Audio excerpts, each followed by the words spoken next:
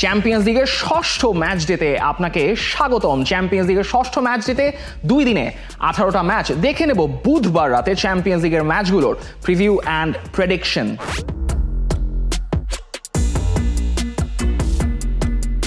Champions লিগের 2 দিন মিলে সম্ভবত সবচেয়ে বড় ম্যাচ, যেটা আতালান্তা, রিয়াল মাদ্রিদ এবং বায়ার লেভারকুসেন ইন্টারকেও ছাড়িয়ে যাবে, সেই ম্যাচটার গুরুত্ব হিসাব করলে, সেই ম্যাচটার অ্যাম্বিয়েন্স হিসাব করলে, সেটা হচ্ছে সিগন্যাল ইদুনা পার্ক ওয়েস্টফালেন স্টাডিয়নে Borussia Dortmund versus FC Barcelona. যেই হিস্টোরি এই ম্যাচটা ঘিরে রয়েছে, তার সঙ্গে রয়েছে প্লেয়ারদের সঙ্গে অনেক হিস্ট্রি, ক্লাবের সঙ্গে অনেক হিস্ট্রি। যেই ক্লাবে 4টা মৌসুম রবার্ট লেভানডস্কি কাটিয়েছেন, যেই ক্লাবের হয়ে তিনি 103টা গোল করেছেন 187 ম্যাচ খেলে, দীর্ঘদিন পর সেই মাঠে, সেই সিগন্যাল ইদুনাতে আবারও ফিরছেন বায়ার্ন মিউনিখের স্টিংটা কাটানোর পর। এই প্রথমবারের মতো রবার্ট লেভানডস্কি এই মাঠে আবারও ফিরতে যাচ্ছেন। হানজি ফ্লিক, যে হানজি ফ্লিক বায়ার্ন মিউনিখের যখন কোচ ছিলেন তখন 5বার বরুসিয়া ডর্টমুন্ডকে ফেস করেছিলেন, সেই 5বারই কিন্তু বরুসিয়া ডর্টমুন্ড হানজি ফ্লিকের বায়ার্ন মিউনিখের কাছে হেরে গিয়েছিল। তিনি এখন ফিরছেন বার্সেলোনার কোচ হিসেবে। যখন মাঠটা সিগন্যাল ইদুনা পার্ক, যখন অপোনেন্ট বরুসিয়া ডর্টমুন্ড এবং বার্সেলোনা, যারা দুইটা দলই আসলে 12 পয়েন্ট নিয়ে ইকুয়ালি সেম জায়গায় বসে আছে, তখন অনেক কিছু আসলে অ্যাট স্টেক থাকে। বরুসিয়া ডর্টমুন্ড এপ্রিলের 9 তারিখের পর থেকে এখনো পর্যন্ত এই ওয়েস্টফালেন স্টাডিয়নে একটা ম্যাচও হারেনি, এবং ওয়েস্টফালেন স্টাডিয়নের অ্যাম্বিয়েন্স কিরকম হতে পারে সেটা যারা চ্যাম্পিয়ন্স লিগের রাত নিয়মিত দেখে থাকেন, যারা বুন্দেসলিগায় বরুসিয়া ডর্টমুন্ডের ম্যাচ দেখে থাকেন, তারা ভালো মতোই জানেন যে এফসি বার্সেলোনার জন্য তারা একটা নরক বানিয়ে ছাড়বে এই ম্যাচটাতে। যখন ডর্টমুন্ডের সঙ্গে এই নরকটা এফসি বার্সেলোনা ফেস করতে যাবে, তখন তাদেরকে নিজেদের একটা ইন্টারনাল হেল মেইনটেইন করতে হচ্ছে। ইন্টারনাল হেল বলা হচ্ছে কারণ লাস্ট যে 6টা ম্যাচ গিয়েছে, সেই 6টা ম্যাচের মধ্যে এফসি বার্সেলোনা তারা ইকুয়ালি সবকিছু ডিস্ট্রিবিউট করে আছে। 2টা জয়, 2টা ড্র, 2টা হার। লামিন ইয়ামাল ফেরার পর আসলে তাদের লাকটা রিয়াল বেটিসের সঙ্গে দেখা গেল, যেখানে তারা 2-2 গোলে ড্র করে তো বসলোই, হানসি ফ্লিকও একটা রেড কার্ড খেয়ে বসলেন। সেই ম্যাচটার টেম্পারটাতে বার্সেলোনা বেশ ভালোভাবে লুজ করেছিল। সেই ম্যাচের উপর ভর করে যখন তারা বরুসিয়া ডর্টমুন্ডের সঙ্গে খেলতে আসবে, তাদের জন্য তাদের পরবর্তী রাউন্ডে কোয়ালিফিকেশন নিশ্চিত করাটা খুবই জরুরি। যদিও বার্সেলোনা বেশ এগিয়েই আছে কোয়ালিফিকেশন মেইনটেইন করার জন্য, বরুসিয়া ডর্টমুন্ড সেখানে ভালোভাবেই এগিয়ে আছে। তবে এই ম্যাচের কম্পিটিটিভনেসের জায়গা থেকে কোনো দলই কোনো দলকে ছাড় দেবে না। রবার্ট লেভানডস্কি এই মৌসুমে দুর্দান্ত ফর্মে রয়েছেন। পুরো সবগুলো কম্পিটিশন মিলে 23টা গোল করেছেন। আপনাদেরকে রাফিনিয়াকে নিয়ে আলাদা করে বলার কিছুই নেই। ব্যালন ডিওর অ্যাওয়ার্ড দিয়ে একটা পারফরমেন্স তিনি এই সিজনে দিয়ে যাচ্ছেন। অন্যদিকে বরুসিয়া ডর্টমুন্ডের জন্য আসলে যখন অ্যাওয়ে ফর্ম বিচার করা হচ্ছে, তাদের পারফরমেন্সটাকে ওভাবে বলা যাচ্ছে না। তবে যেহেতু ঘরের মাঠে খেলা, তাই ঘরের মাঠটাকে ফোকাস করা দরকার। বরুসিয়া ডর্টমুন্ডে হয়ে জেইমি গিটেন্স একটা দুর্দান্ত মৌসুম পার করছেন। টানা 4 ম্যাচে 4টা গোল করেছেন। বায়ার্ন মিউনিখের এগেইনস্ট একটা স্টেলার গোল তিনি করে এসেছেন। চ্যাম্পিয়ন্স লিগের ফিক্সচারও তিনি গোল করে এসেছেন। As an Englishman he is having a wonderful season. কিন্তু যখন বরুসিয়া ডর্টমুন্ড বার্সেলোনার match, the stakes will be higher. Opta super computer বলছে যে বার্সেলোনা তারা 25% চান্স রয়েছে কোয়ালিফিকেশন স্পট পর্যন্ত কোয়ালিফাই করার জন্য, তবে ডিরেক্টলি তারা কোয়ালিফাই করতে পারবে সেই চান্সেস 75%। ডর্টমুন্ডের জন্য ঘটনাটা এরকমই, তাদের কোয়ালিফিকেশন স্পট যাওয়ার জন্য তাদের 24% চান্স রয়েছে, তবে ডিরেক্টলি তারা 76% চান্স রয়েছে তাদের ডিরেক্টলি কোয়ালিফাই করার জন্য। তবে চ্যাম্পিয়ন হওয়ার প্রজেকশনের দিক থেকে বার্সেলোনাকে একটু এগিয়ে রাখা হচ্ছে, তাদেরকে 6% চান্সেস দেওয়া হচ্ছে চ্যাম্পিয়ন হওয়ার জন্য এই মৌসুমের চ্যাম্পিয়ন্স লিগের। সেখানে ডর্টমুন্ডের চান্সেস মাত্র 2%। তবে ওয়েস্টফালেন স্টাডিয়নে একটা দুর্দান্ত এনভায়রনমেন্টে আপনি দেখবেন এই সপ্তাহে সবচেয়ে বড় ম্যাচ।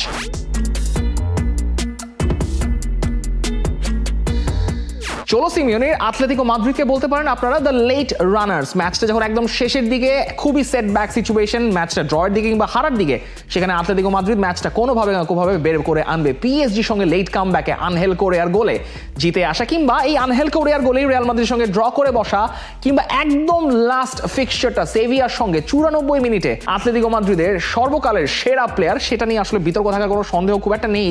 সেই আন্তোয়ান গ্রিজমানের 94 মিনিটের গোলে আতলেতিকো মাদ্রিদ একটা 7 গোলের স্টেলার ফিক্সচার জিতে এসছে 4-3 গোলে। আপনি এখন আতলেতিকো মাদ্রিদের এই ফর্মটা নিয়ে আপনাকে এখন কথা বলতেই হবে যে আতলেতিকো মাদ্রিদ সিজনের শুরুতে অনেকটা ইনকনসিস্টেন্ট ছিল। তারা লাস্ট যেই 9টা ম্যাচ খেলেছে, সেই 9টা ম্যাচে সব কম্পিটিশন মিলে 27টা গোল করেছে, মাত্র 6টা কনসিড করেছে।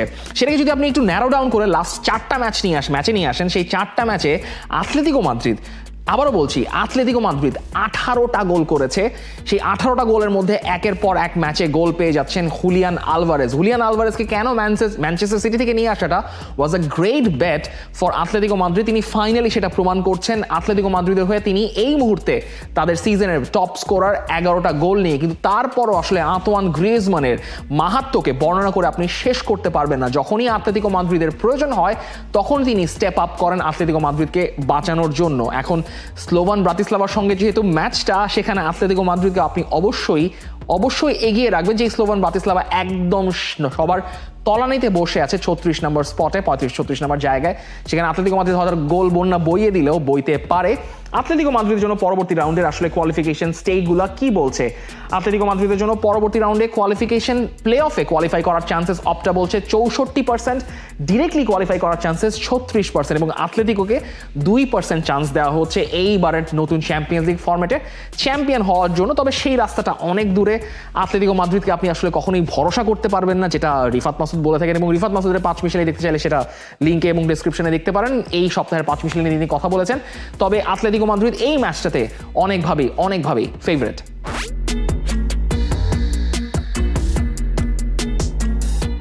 আর্সেনাল মনাকোর এই ম্যাচটাকে আপনি চ্যাম্পিয়ন্স লিগে ডাকতে পারেন দ্য থিয়েরি অরি ডার্বি কিংবা আর্সেন ওয়েঙ্গার ডার্বি। এই লেজেন্ডারি দুই প্লেয়ার এবং কোচের দুই দল যখন খেলতে নামছে, কেন সেই ম্যাচটা এখন গুরুত্বপূর্ণ? তার কারণ হচ্ছে আর্সেনালের জন্য তাদের রাউন্ড অফ 16 ডিরেক্ট কোয়ালিফিকেশন নিশ্চিত করার জন্য 3টা পয়েন্ট খুব জরুরি।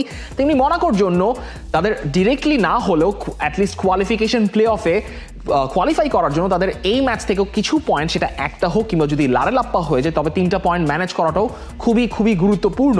এখন এই ম্যাচটা যখন খেলা হচ্ছে এমিরেটসে মনাকো যেবার লাস্ট বার চ্যাম্পিয়ন্স লিগে এসেছিল, সেই ম্যাচটা থেকে মনাকো 3-1 গোলে জিতে গিয়েছিল। কিন্তু এই আর্সেনাল যখন এমিরেটসের গ্রাউন্ডে ম্যাচ খেলতে নামে, তখন এই আর্সেনাল কিন্তু খুবই ডমিনেটিং, এবং যখন মার্টিন ওডেগার্ড ফিরে এসেছেন তারা শেষ 5টা ম্যাচে ইনফ্যাক্ট মার্টিন ওডেগার্ড ফিরে আসার পর সেই 4টা ম্যাচেই অল কম্পিটিশনে আর্সেনাল জিতেছে।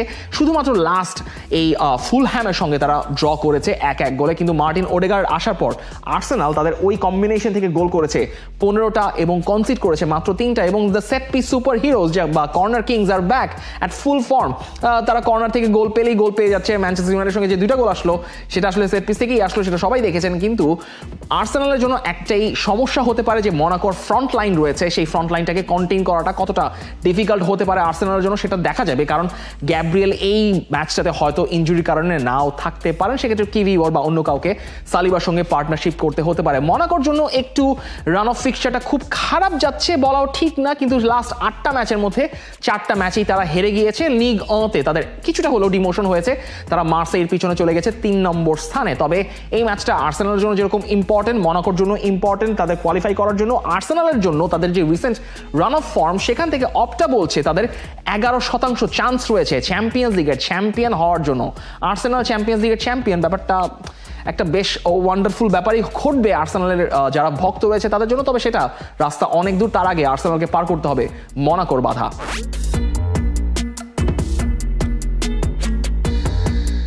চ্যাম্পিয়ন্স লিগের এই সপ্তাহের আরেকটা খুবই গুরুত্বপূর্ণ এবং একই সঙ্গে ইন্টারেস্টিং ফিক্সচার হচ্ছে ইউভেন্তুস এবং ম্যানচেস্টার সিটির এই ম্যাচটা তুরিনের আলিয়ান্সে যে এই ম্যাচটা হতে যাচ্ছে। যখন ম্যানচেস্টার সিটি এবং ইউভেন্তুস চ্যাম্পিয়ন্স লিগের টেবিলে একদম সমান 8 পয়েন্ট নিয়ে বসে আছে, একদম পাশাপাশি, তাদের রেকর্ডটাও সিমিলার, জয় 2টা, ড্র 2টা, হার 1টা। ম্যানচেস্টার সিটির ব্যাপারে পরে আসছি, কিন্তু থিয়াগো মোত্তার ব্যাপারে, তাদের থিয়াগো মোত্তার ইউভেন্তুসকে নিয়ে একটু না বললেই নয় যে এই দলটা আসলে তারা শুধু ড্রই করতে জানে। তারা লাস্ট ম্যাচ জিতেছিল সব কম্পিটিশন মিলে নভেম্বরের 10 তারিখে তোরিনোর বিপক্ষে, তারপর তারা প্রত্যেকটা ম্যাচ ড্র করে গেছে, 2টা 0-0, একটা 1-1 এবং সর্বশেষ বোলোনিয়ার এগেনস্টে 2-2। আপনি বেইজ্জতিটার কথা চিন্তা করুন থিয়াগো মোত্তার ব্যাপারে, যে যেই দলকে আপনি এত দুর্দান্ত একটা মৌসুম পার করে এসেছেন, যার কারণে আপনাকে চ্যাম্পিয়ন্স লিগে নয় ইউভেন্তুসের কোচ করা হলো, সেই পারফরমেন্সের বিচার করে সেই দলের এগেনস্টে আপনি 2বার পিছিয়ে পড়লেন এবং ফাইনালি 94 মিনিটে স্যামুয়েল উমবাঙ্গুলার গোলের কারণে আপনি একটা পয়েন্ট নিয়ে বেঁচে আসলেন। ইনফ্যাক্ট আপনি যদি ভুলে গিয়ে থাকেন, সেটা আপনাকে মনে করিয়ে দিই যে ইউভেন্তুস এখনো সেরিয়াতে আনডিফিটেড, তারা একটা ম্যাচও হারে নাই, কিন্তু তারা ড্র করেছে মোট 9টা ম্যাচে। মানে 9টা ম্যাচে আপনি 18টা পয়েন্ট ড্রপ করেছেন শুধু ড্র করতে। আপনি এই দলটাকে নিয়ে কি বলবেন, তার মানে কোনো ভাষা আমি অন্তত খুঁজে পাচ্ছি না। কিন্তু ম্যানচেস্টার সিটি পেপ গুয়ার্দিওলা তার যে আসলে কিরকম যাচ্ছে সেটাও আপনি কিভাবে ডিফাইন করবেন। পেপ গুয়ার্দিওলা ম্যানচেস্টার সিটি নিয়ে একটা ভিডিও এর আগেই করা রয়েছে, সেটাও ডেসক্রিপশনে এবং লিঙ্ক এবং ডেসক্রিপশনে দেওয়া থাকবে, আপনি দেখে নিতে পারবেন। সেই ম্যানচেস্টার সিটি তারা ক্রিস্টাল প্যালেসের সঙ্গে ড্র করে বসেছে, দুইবারই তারা পিছিয়ে গিয়েছিল, সেখান থেকে তাদের ড্র করতে হয়েছে। সিটির লাস্ট 9টা ম্যাচের রেকর্ড হচ্ছে মাত্র একটা জয়, সেটা নটিংহাম ফরেস্টের এগেনস্টে 300 গোলের জয়টা, এর মাঝখানে 6টা হার 2টা ড্র। This is not like Manchester City, this is really not like Pep Guardiola. তাদের সেই সমস্যাগুলো এখনও রয়ে গেছে। এয়ারলিং হল্যান্ড শেষ 10টা প্রিমিয়ার লিগ ম্যাচে 3টা গোল পেয়েছেন, যদিও স্পোর্টিং এগেনস্টে গোল পেয়েছিলেন চ্যাম্পিয়ন্স লিগে। এই ম্যানচেস্টার সিটিকে আপনি কখনোই এক্সপেক্ট করতে পারেন না সেই রান অফ ফর্ম থেকে যখন ইউভেন্টাসের সঙ্গে ম্যাচ।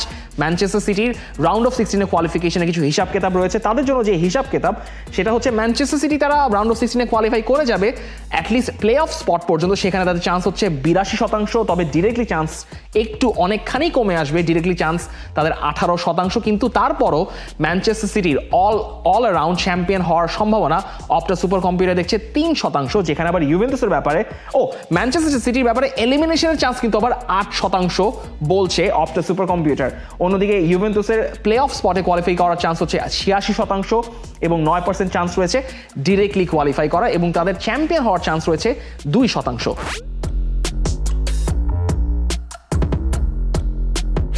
পাওলো ফনসেকার এসি মিলান এই ভালো তো এই খারাপ, এই কথা ডর্টমুন্ডের ব্যাপারে যেমন বলা যায়, এসি মিলানের ব্যাপারেও বলা যায়। তবে আতালান্তার সঙ্গে ম্যাচে তারা ড্র করেই ফেলছিল একদম শেষ মুহূর্তে, আদেমোলা লুকমানের গোলে তাদেরকে ম্যাচটা হেরে আসতে হয়েছে। তবে এসি মিলানের জন্য এই ম্যাচটা খেলার আগে সবচেয়ে বড় দুঃসংবাদ হচ্ছে ক্রিশ্চিয়ান পুলিসিকে পাওয়া যাচ্ছে না কাফ ইনজুরিতে। তার জায়গায় হয়তো ওই স্পটটাতে আলভারো মোরাতাও খেলতে পারেন, কিংবা তার যে চেলসি টিমমেট ছিলেন রুবেন লফটাস-চিক, সেই জায়গাটা তাকেও সেখানে খেলতে দেখা যেতে পারে। তবে এসি মিলান তাদের কিছুটা ফর্মের আপটার্ন হয়েছে চ্যাম্পিয়ন্স লিগে, এবং সেই কারণেই যখন তারা রেড স্টারের সঙ্গে ম্যাচটা খেলতে আসছে সেখানে তারা আউট অ্যান্ড আউট ফেভারিট, এবং এসি মিলানের আসলে পরবর্তী রাউন্ডে যাওয়ার চান্সও বেশ ভালোই, 66% চান্স রয়েছে তারা প্লে অফ কোয়ালিফিকেশন স্পটে যেতে পারবে, এবং ডিরেক্ট কোয়ালিফিকেশনের চান্স রয়েছে তাদের 34%। তাই এই ম্যাচটা হয়তো রেড স্টারকে হারাতে এসি মিলানের অত বেগ পাওয়ার কথা নয়।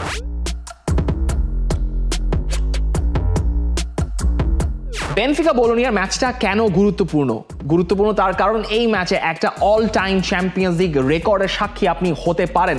আনহেল দি মারিয়া, যিনি লাস্ট ম্যাচে 2টো অ্যাসিস্ট করে তিনি লিওনেল মেসিকে ছাড়িয়ে গিয়েছিলেন 41টা অ্যাসিস্ট করে, তিনি এই মুহূর্তে ক্রিশ্চিয়ানো রোনালদোর সর্বোচ্চ অ্যাসিস্টের যে 42টা অ্যাসিস্টের রেকর্ড রয়েছে সেটার ঠিক এক স্পট নিচে বসে আছেন 41টা অ্যাসিস্ট নিয়ে। এবং বেনফিকা যেই রান অফ ফর্মে রয়েছে, কেরিম আক্তারকগ্লু, অরহান কোকচু এবং আনহেল দি মারিয়া যেভাবে তাদের লিগা পর্তুগালে একের পর এক ম্যাচ খেলে ফেলছেন এবং স্পোর্টিংকে তারা প্রায় ধরেই ফেলেছেন, সেই জায়গা থেকে বোলোনিয়ার এগেইনস্টে ম্যাচে এই রেকর্ডটা হয়তো অল টাইম চ্যাম্পিয়ন্স লিগের অ্যাসিস্টের রেকর্ডটা ভেঙে গেলেও যেতে পারেন। আনহেল দি মারিয়া না হয় অ্যাসিস্টও করছে, কিন্তু অল কম্পিটিশন মিলে তার গোল সংখ্যা 9টা, যেখানে তাদের সর্বোচ্চ গোল স্কোরার কেরিম আক্তারকগ্লুর গোল 10টা। অর্থাৎ এই বয়সেও যে আনহেল দি মারিয়া ফুরিয়ে যাননি সেটা তিনি এখনো বারবার প্রমাণ করে দিয়ে যাচ্ছেন। বোলোনিয়ার এগেইনস্টে কি জাদু দেখাবেন সেটার জন্য হয়তো আপনাকে বেশি দিন অপেক্ষা করতে হবে না। বেনফিকার চান্সেসও বেশ হাই রাউন্ড অফ 16-এ যাওয়ার জন্য, ডিরেক্টলি তাদের চান্স একটু কম, তবে কোয়ালিফিকেশন স্পটে অর্থাৎ রাউন্ড অফ 16-এর যে প্লে অফ স্পট রয়েছে সেখানে তাদের কোয়ালিফাই করার চান্স 88% সুপার কম্পিউটারের মতে।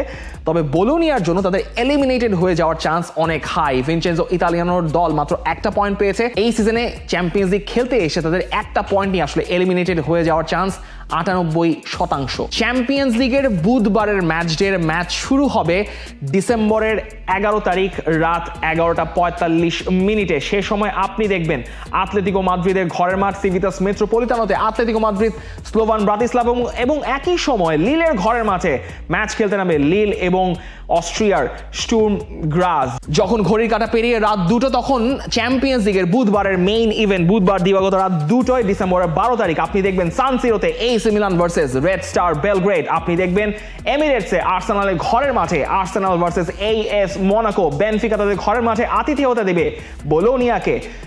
Signal Iduna Park West Fallen Stadium the main event, Borussia Dortmund versus FC Barcelona। ফেইনুর তারা খেলতে নামবে স্পার্তা প্রাগের এগেইনস্টে তুরিনের মাঠে, তুরিনের ঘরের মাঠে ইউভেন্তুস ভার্সেস ম্যানচেস্টার সিটি এবং স্টুটগার্টের ঘরের মাঠে VfB Stuttgart versus young boys. Champions লিগের এই বুধবারের ম্যাচ যেতে আপনার প্রেডিকশনগুলো কি? আপনি কোন ব্যাপারগুলোতে আমার যেই প্রিভিউ রয়েছে সেটার সাথে দ্বিমত পোষণ করছেন? সবকিছু প্রেডিকশন, স্কোর লাইন সহ জানিয়ে দিন কমেন্ট বক্সে। For more updates, subscribe to our YouTube channel and click on the bell icon. Follow us on Facebook and Instagram. Download T Sports app to enjoy exciting games and highlights. Visit tsports.com.